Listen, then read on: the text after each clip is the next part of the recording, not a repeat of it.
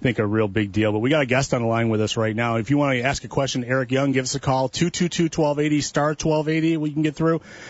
Joining us right now is a TNA Grand Slam winner, heavyweight title, tag team, X Division, and TNA Legends winner, as well as, I believe, he was one half of the Knockout Tag Team. He's in town today for the Kayfabe Dojo Wrestling's Overkill show.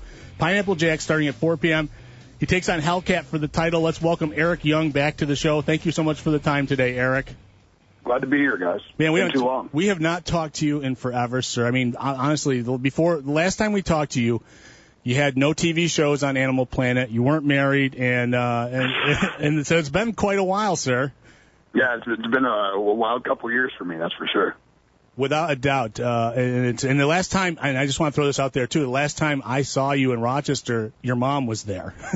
No, I think I wrestled WWE fame now, Bray Wyatt, I believe. Yeah, I can't remember who it was. Oh no, Luke Harper, I think it was. Was it Luke Harper? Luke Harper, yeah. Yep. He was, and that was a great show. You had Drew great, and it was pretty cool because I got to meet your mom after the show. It's like, wow, that's pretty awesome. So, yeah. Let's talk a little bit. April 2014, you won the TNA heavyweight title for the first time. What did that mean to you at that time?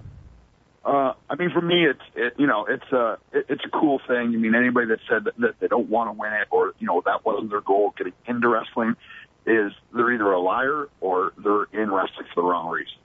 I never got into pro wrestling to make it my job or to make money. Like, that was never part of the equation in my head, which is silly. I think, it's probably the wrong way to go about life maybe, but that was never my reason for getting into wrestling. I got into wrestling because I wanted to be a professional wrestler.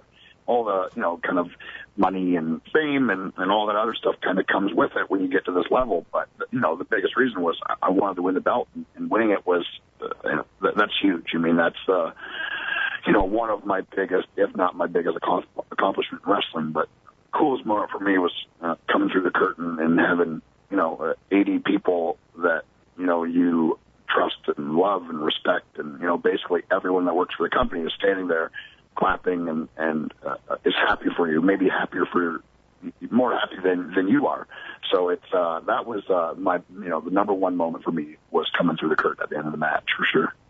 That's awesome. Now you're during the title reign, your personality changed from the lovable Eric Young to the sadistic title driven character. What was it like to go through that kind of change in character? I mean, and the fans were so with you, and I think even at the end they still were with you there.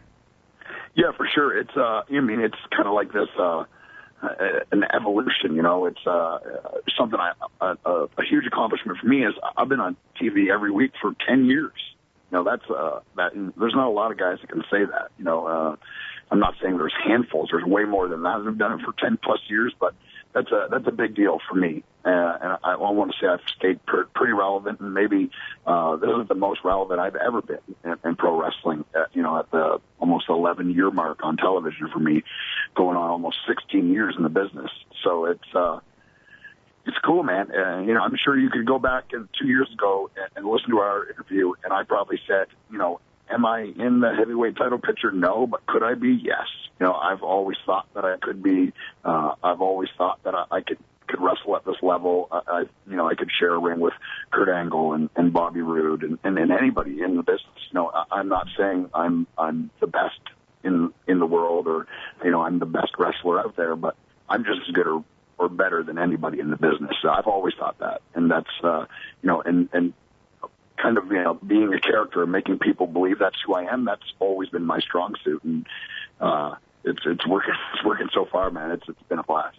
I was going to say, it's the character change was almost kind of like Schmeagol from Lord of the Rings turning into Gollum, because it's like you went from this lovable character into this title-driven, and it was really, and I loved it because we've always known you've had the ability. You've been like one of the best wrestlers, most consistent in that company for the entire time, and it was great to see you get that belt, and I kind of love even towards the end here when you were this whole obsession. I just love that character. Yeah, it's been a blast for me, and it's definitely a step out of what people see me as and what people perceive me as. It's something that I've always wanted to do. Obviously, I did, the small run as being the leader of World Elite and tagging with Kevin Nash and, being associated with the Main Event Mafia. That was a kind of a short-lived run. It wasn't that it wasn't working. It was a kind of a changing of the guard and, a reset of the company and, kind of more of a victim of circumstance rather than results. So I felt that was something that was kind of cut short, and I really wanted to sink my teeth into that, but I never got the opportunity. But they've kind of given me the ball with this and let me run with it, and the kind of like perception, people are enjoying it. I mean, they're like, I like you as a baby face or as a good guy or whatever you want to say, but they're having fun seeing me in a whole other light, and I'm having fun doing it. It's cool, and it's definitely different than anything I've done, but I love that. I love staying relevant and changing who people think I am and doing something completely on the other end and doing it pretty well, I think.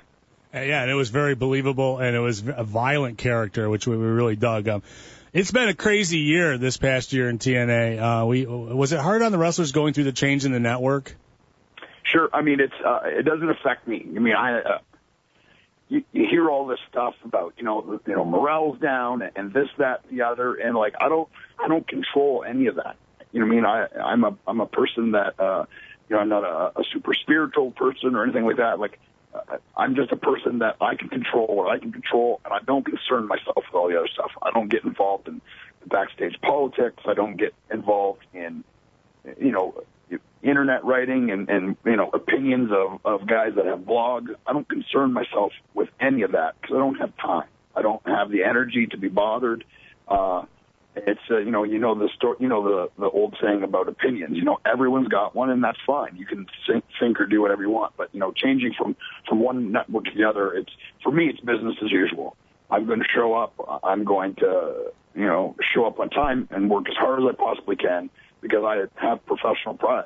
I 100%. I want my segment or my match or my promo to be the best one on the show.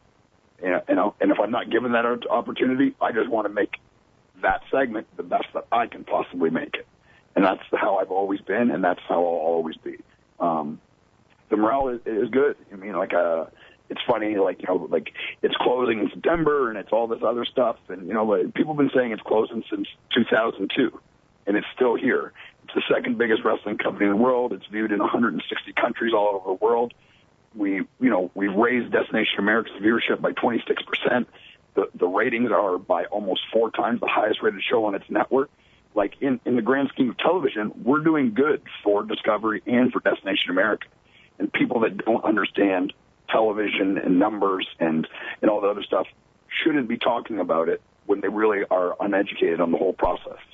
And it's laughable a lot of the time. But for me, it's business as usual, man. I'm just trying to make the best thing I can do for, the fans and people that pay my bills. Very, very cool. Now, since we last had you on, you got married, and belated congrats, and you have 2 TV shows that were on. You had Off the Hook and No Limits on Animal Planet. Anything else coming up on Animal Planet with you? That relationship is on pause right now. But, there's always, it was a very cool relationship. I'm still friends with, the executive producers of the show. I'm really, really tight with, kind of I guess the highest executive there is a guy named Rick, and he's a buddy of mine. Something could always happen. Right now, I'm getting ready to shoot a pilot for a tattoo show, to host a tattoo show, so I'm getting ready to do that probably end of August, early September. I'm actually going to L.A. next week to talk with Sci-Fi and have a bunch of other meetings. I came really close to hosting that new show on Fox, Bullseye, actually. I think Kellen Lutz, the guy from Twilight, is hosting it. And it basically came down to me or him, and they chose him, and he's, arguably the best-looking person on Earth and has, 4 million Twitter followers, and that's who Fox decided to go with. And I get that, but I came very close to hosting that, and that would have been kind of like a dream job. It was kind of in the vein of Fear Factor and a show like that. So that's I'm constantly working on new stuff, and hopefully something will happen this year. Something new will come out this year. Very cool. I meant to ask you, how did you hook up with Animal Planet? Was that just like an agent thing, or? Yeah, well, it's funny. It's always one of those stories. Who knows you? Jess Ward. She was the small blonde girl from the very first Tough Enough. She became kind of like a production assistant or whatever for TNA, and then worked her way up to be kind of like a producer, would, block shots and set up cameras and lights and stuff. She worked there for 4 or 5 years. Me and her became very good friends. Then she left and started doing freelance stuff, and she worked for this company called Powerhouse. The guy that ran the show that they worked on called Chopped, where they would cut like jets in half and stuff like that. I think it was on Nat Geo. She saw this kind of casting call come across this blog, and she called me and said, "Hey, I'm going to throw your name in the hat." And I didn't think anything of it. I was wrestling full time and not thinking about TV shows or any of that stuff. But about a week later, the showrunner called me and said, "Hey, I want you to be the host. Do you think you can do it?" I said, "Yeah, I probably could do it." We shot the pilot. Animal Planet loved it. We did 26 episodes, which is a feat in its own. Going from never hosting a show to having to 2 full seasons, and it had nothing to do with us kind of not having good numbers and stuff. Off the hook, we ran out of crazy fishing stuff to do, and there was a huge discussion, and we came very close to doing overseas stuff, but the price tag on that is, it triples, and you got to go to, if you go to Africa to shoot a show, you got to go there for 4 or 5 months and shoot, 5 or 6 shows. So it just became like a money thing, and then it translated over into No Limits. That show didn't do as well, which is a bummer for me. I liked it more than Off the Hook. I think it was a better show, and it was just kind of a timing thing, and they didn't ever get it in the right place, and they didn't let it kind of play out long enough, But it's a show I'm super proud of, and I think if, given the right opportunity, it could have been a really big show. Now, was there any dangerous stuff you did? I mean, there was, obviously. I mean, some of the stuff was dangerous. You were out there. Sure. Yeah. What was the most dangerous thing that happened when you were doing the show? I guess I'm a bit of an adrenaline junkie to begin with. So, I never view this stuff as really dangerous because it was controlled as it could be. But, for some people, I was doing deep blue free diving in Puerto Rico, just basically where you're doing free diving kind of in the middle of the ocean. And, I was about 6 feet away from a 13-foot tiger shark in the water looking at it, and it was looking right at me. And, people that are afraid of sharks, that's dangerous, I guess. But through the show, I learned a lot about sharks and learned that, you're not on the menu. They're not interested in you. And, often it's surfers that get attacked because they think they're struggling dead seals or whatever. But, to me, I'll never forget that moment, but it's, I guess some people would consider that dangerous. I spent, 40 hours in the Bering Sea fishing for cod, basically the same way they do for crab on the Deadliest Catch. That's pretty, I guess, considered pretty dangerous. But, all kinds of stuff that would be considered dangerous, but I didn't really look at it like that. I just looked at it kind of like I was having all these really cool life experiences and getting paid to do it, so it was awesome. That was awesome. Did you get ready to punch that shark when it got close? It's a thought had crossed my mind, but it's, I don't know. I'm just kind of in awe of it, seeing it that close, and like I'm in the water and it's in the water. It's not a ride at Disney. I'm not in a cage. It was me and the shark and the cameraman, and it started swimming away, and I started swimming after it because I wanted to get a shot. It's on the show. You can see me. I'm looking back at the camera, and I got my hand in kind of in the middle of my head, which is kind of like the universal sign for shark. And it's cool. It's cool to say that I came that close to it. So it's kind of a crazy life experience. He was probably just a friend of Shark Boys. He would have been okay to you. So he knew that I knew sharks personally, so they left me alone. Now you're with Jeff Jarrett's GFW or TNA. Now I'm not 100% sure where you showed up, but I know you did show up on a GFW show and stole the King of the Mountain belt from Jeff. Can you clarify? Are you doing stuff with both companies still?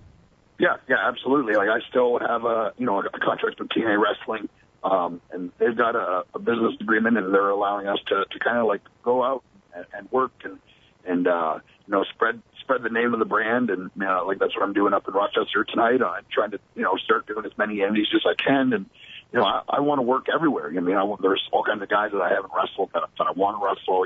The companies I'd like to work for and stuff like that. I'm working on a couple tours in the UK. Working on maybe going over and doing some stuff with New Japan. So it's a lot of stuff that's happening right now. And, this is an awesome time to be a wrestling fan. There's so much wrestling. And I hope it all survives. I've been a wrestling fan since I was 5, and for more wrestling I can watch, the better. Well, yeah, I'll give you one more before I let you go. But sure. We hope we see you at in Elmira in September. TNA is making a stop there. But when did you decide to bring the figure 4 as your finisher? I mean, like I said, I've been a wrestling fan since I was 5. And being, kind of moving up the card and kind of being, top 5 to 10 guys, I felt like it was time for me to have a submission hold or something I could work. And to me, it's the best ever. And no one really uses it. It's the same reason I started using the pile driver. I love wrestling. I like simple, good, classic wrestling. Pile driver is, to me, the best finishing move in wrestling. One, because, in other companies it's banned. I don't understand that. I'll never understand that. But, it's not banned where I'm from, and I'm going to continue to do it. I love the pile driver. I always have since I was a little kid, and figure 4 was always kind of like my go-to. If I was fighting with one of my buddies, that was the move I always try to went to. So it's cool that no one really uses it anymore. So I'm,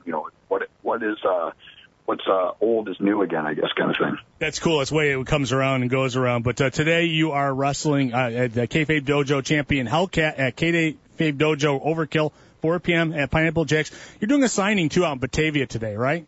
Yeah, at Fox Prowl Collectibles. It's funny, I do these, and I always end up spending more money than I make, because I'm a bit of a nerd, and I read comic books and collect stuff like that, and it's cool, though. I get to go to these stores, and I was up in New York, and I did some sports memorabilia places, and I bought a bunch of old hockey cards, in wax boxes from back when, everyone collected sports cards. And they had all these cool, figures, and it's cool. I get to go in and, meet the guy that owns the place. We talk shop, and I get to meet a bunch of fans, take pictures. Sells cool T-shirts, and it's a cool experience. Very cool. So you can see him in Batavia later today at Kayfabe Dojo Overkill, taking on Hellcat for the championship, Kayfabe Dojo Championship. Pineapple Jack's, 507 Spencerport Road. Eric Young, EY, thank you so much for the time, sir. It's good to see you back in town here. Like I said, I hope we see you in September in Elmira when TNA comes there. And good luck with everything, man. Thanks, guys. Really had fun today, man. Thank you, and we'll see you later today. Okay, brother? All right, boys. Okay, have a good, enjoy Batavia, and enjoy, we'll see you at Pineapple Jack's. That's right, 4 p.m. today, 507 Spencerport Road. Get to meet former TNA Heavyweight Grand Slam winner, Eric Young. We got to go to break. You're listening to Pain Clinic on Fox Sports 1280.